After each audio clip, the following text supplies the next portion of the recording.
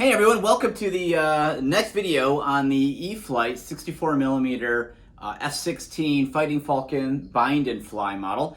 And if you remember from my unboxing video that I made a comment about how, very brightly colored the Texas International Guard livery was on the F-16, and I thought, you know what, maybe I'll repaint that. Well, as you can see, it is no longer the Texas International Guard colors. In fact, I woke up at about 4 a.m. and decided, you know what, I can't fly a plane with all that Texas stuff on it. The cowboys and six shooters is just not me. That's not Brian. And, if I'm going to do this, the best time to do it is actually before it's even assembled. While the airplane is all apart, I should go repaint it. And this is going to give me the opportunity to put this airplane into the Michigan International Guard colors, which is this scheme that I really wanted to do anyway. I had worked with the Michigan International Guard at air shows. I've had tours of their facility back when they had the F-16, and I always thought their yellow and black checkers on the tail, the yellow and black checkers up on the nose, it was just a totally cool looking livery, and the Texas livery just wasn't me. So before I even had my first cup of coffee in the morning, I came down here and I ripped all the decals off. Got my coffee going, got an email off to Callie for brand new graphics for it in Michigan International Guard colors. And by the time I had breakfast, all the primer was done, and by the end of the day, all the painting was complete. So it's I did not put a lot of effort into painting this thing at all. Just some gunship gray for the dark color gray here, and some neutral gray for the nose, tail, and underneath the aircraft. Very, very, very little prep work or effort was done at all. But in my opinion, this looks fantastic right now. I couldn't have that Texas scheme anymore. It just wasn't for me. So I'm really happy with how the paint scheme came out for very, very little effort. I just did a little weathering around the aircraft with just some simple chalk pastels. And that's really about it. I also cut the sidewinders off the rails here. I didn't think they looked correct, or at least good enough for me. So I'm going to deal with that part later. But at least to get the aircraft in the air and assembled, I think I've done enough here. As far as the assembly process goes, it's pretty straightforward. Nothing really significant to report. The tail is all glued in. So if you if you're going to do anything to the aircraft, keep that in mind that the tail is glued on this. The wings are screwed together. In the instructions, it actually has you put the landing gear on fairly early. I would actually say don't do that right away. Do that almost last or second to last. I think the vertical stabilizer would be the very last thing. Landing gear should be the second to last thing. It's a little difficult getting the screws for the wings in. Because the gear struts just happen to be in the way. So I would do that in a little bit different order if I was going to be assembling the aircraft over again. Unlike a lot of E-Flite models, you do need to install the control rods on the servos. No big deal there if you've done it before. It's not a very difficult thing to do at all. And like I said, the rest of the assembly process was really pretty straightforward. I used foam tack to put the tail together. Hopefully that should be suitable enough. We'll find out. There aren't many of my airplanes that actually are glued together when it comes to their control surfaces, but I've used foam tack for so many other things over the years that I'm not worried one bit about that. So that pretty much covers it for the assembly. Like I said, nothing really major jumps out at you. I mean, the instructions are pretty clear. There aren't a lot of pieces to this thing. The ordnance is also glued on, and along with the fins on the very bottom of the aircraft. And as you can see here, I don't have any of that stuff installed at this point. And the reason is because being a belly lander, I really want all that stuff hanging down. I also think it adds a lot of drag to the aircraft. So I went without that to start with. I can always add them back in later, but especially the fins on the bottom back here by the tail, those are I just don't see a way that those are going to survive in belly landing. So I left them off for now. I do have some magnets on order, and I may actually try to install some magnets so I can put those pieces on and take them off as I want. I am going to start with the landing gear for the maiden flight. I'm going to get the aircraft dialed in, all trimmed out and everything set before I take the landing gear off and attempt to hand launch it. One thing of important to note here is if you look at the vertical or the horizontal stabilator and the elevator, take a look at that that angle that's up at. Normally I would look at that and say, wow, that's way too much up elevator. But from the reports I've read, everything points to you want as much up elevator as you can get. I mean, within reason. If you have that level with the horizontal stabilator, you're going to be fighting the aircraft in the air. It's going to want to the pitch down. You're going to have trouble getting it into the air. Actually, even on takeoff, it just will not take off. So you want to kick that up a little bit further. In fact, I saw one person on the E-Flite Facebook page say, if you think you have enough up elevator, add some more to it. And I think that might be a good lesson there, at least to start the aircraft out with. You can always adjust it in the air, and you can always trim it when you get down, tweak it some more, but give yourself the most amount of up elevator to get going with the aircraft, and then make your tweaks from there. I did bind this in SAFE Select. This is actually the very first airplane that I own that I actually bound in SAFE Select. Which is strange considering I probably have, 10, 12 aircraft all with SAFE Select, and I have never bound one with it. So this was my very first attempt with it, and I have to say it was so much easier than I would have ever expected. It's just changing the sequence that you use the bind plug. So I have the switch set up here. This is typically the switch that I use for SAFE. Normally people use this for flaps. I use this for SAFE just because when I was first learning how to fly, I had my Corsair S and a few other planes that I had SAFE at the time. I use this because I didn't have flaps. So for me, that's my SAFE button up here where my flaps and retracts are back here. So I set the switch up. You follow the instructions in the manual. Super simple to do. Not a problem at all. I will use SAFE probably on the maiden for the takeoff.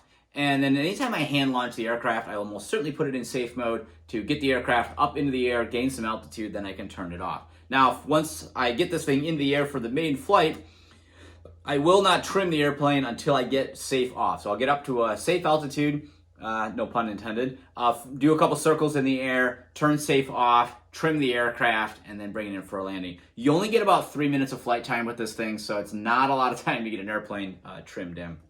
As for batteries, I'm going to be using the Spectrum Smart Series 2200. This is a 4C or 4S 4-cell 30C. So it's a little bit light on the C rating, but this is what's recommended. Plus, I plan to use these in some other aircraft as well. This is 3S capable, but from all reports that I've read, this really probably should be more of a 4S aircraft rather than a 3S. So that's really kind of covered about it for right now. Let's go ahead and I'm just going to fire the aircraft up here just to kind of go over some of the features of SAFE here. So let's go ahead and turn the transmitter on. Canopy comes off from the front. I'll go ahead and plug it in.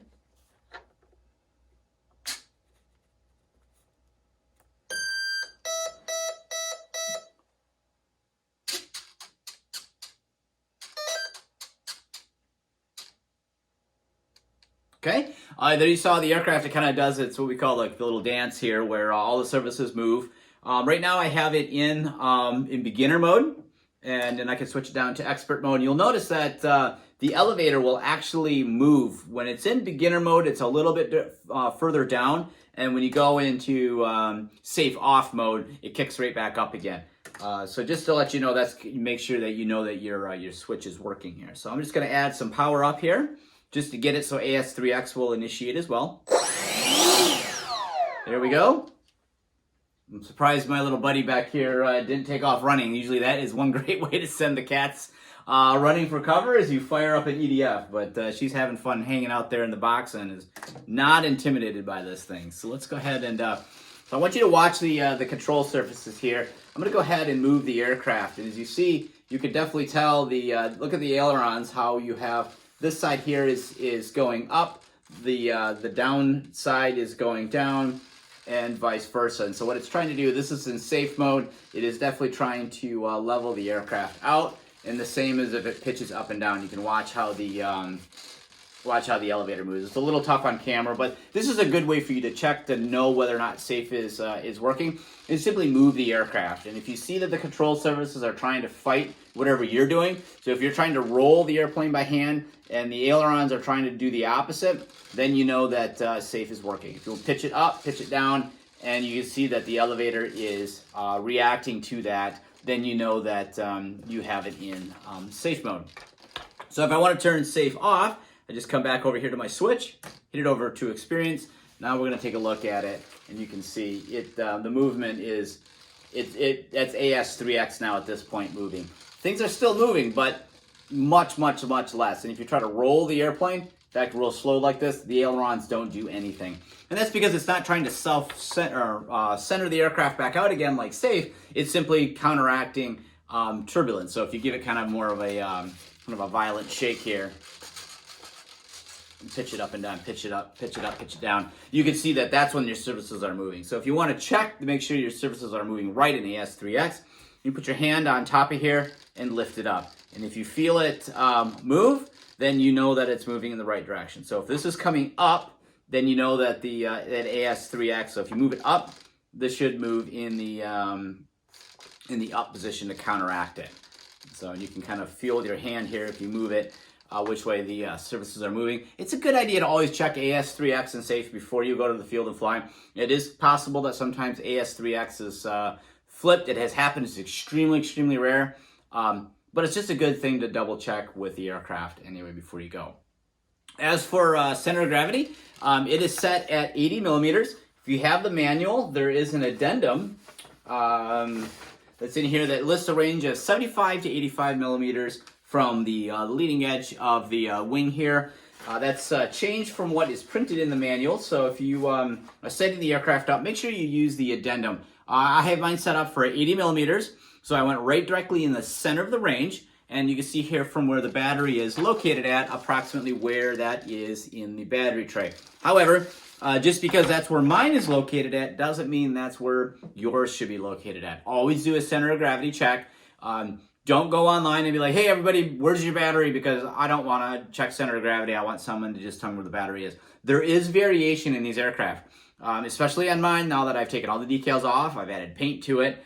And as I start to do more to the aircraft, it will change. So if I go through and add a layer of either like Minwax or Varthane to this with all the graphics and everything, I will want to recheck my center of gravity because it will be different. And like I said, I have a bunch of the E-Flite Cherokees. Each one of them has a center of gravity in a slightly different, well, the center of gravity is in the same spot, but the battery location is slightly different to achieve that. So just as a note, always check the center of gravity on your aircraft for your aircraft only. Don't rely on somebody else's battery position to do it. But as reference, you can see that's where I have mine placed. Otherwise, I do have some new modifications coming for the aircraft. Of course, I got the Cali graphics coming, which will definitely brighten up the tail with the yellow and black checkers on it.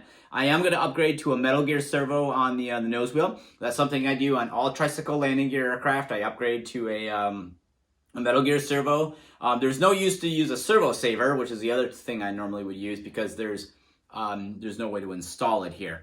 I can see that by looking at the aircraft that the nose wheel is still not straight yet. It's off, tilted pretty far off. So I will need to come in and make some adjustments on the nose wheel before I head off to do the maiden flight. There is no rudder on the aircraft, so there's no trimming here. Otherwise, the control surfaces, now that everything's been powered up, I check them with a straight edge to make sure that both the ailerons are in line with the wings, and they are. It took quite a bit of turning of those turnbuckles to get them into their position. And then, of course, on the elevators, I stuck them in the up position, and then that makes sure that I have plenty of travel in order to get this aircraft in the air and fly stable. I'll also trim it in the air. It's about 5 to 6 degrees of up elevator compared to the chord line of the horizontal stabulator. So just to kind of give you a little bit of reference on where I'm using as a starting point. I'm going to take some pictures of this. I'm going to get it back up on the thread on RC groups and kind of get us some ideas on that and see if I still need to go up a little bit higher than that. If I do, I'll report back on that as well. But that pretty much wraps up the assembly process of the aircraft, some of the modifications I'm doing to it, and some of the pre-flight checks. And it's really, really important that when you get a bind and flight aircraft that you go through and you do all these checks. You check the center of gravity, you check AS3X, you center all your surfaces, you do everything needed to maximize the success you're going to have in the air. And the best way to do that is with a thorough pre-flight check, and really just take the time to go through the entire aircraft and make sure everything is okay before you get it in the air. So if you guys got any questions on the E-Flite 64mm F-16, please leave them below. I'll be more than happy to help out. Subscribe as well. Gonna have some new things coming to the S-16, so there'll be a few more videos on this as well. Hopefully, you can even find somebody to take the video camera out to the field with me and shoot some in-flight footage with this thing as well. And so this is really going to be my first large EDF that I have flown, but I'm really not too terribly worried about it. So it should be a lot of fun, a lot of great reports on this aircraft, and I think the at least in my opinion, my change to the paint scheme makes me love this aircraft quite a bit more than I did when I got out of the box. So that wraps up this video. So if there's anything else, just leave them in the comments below.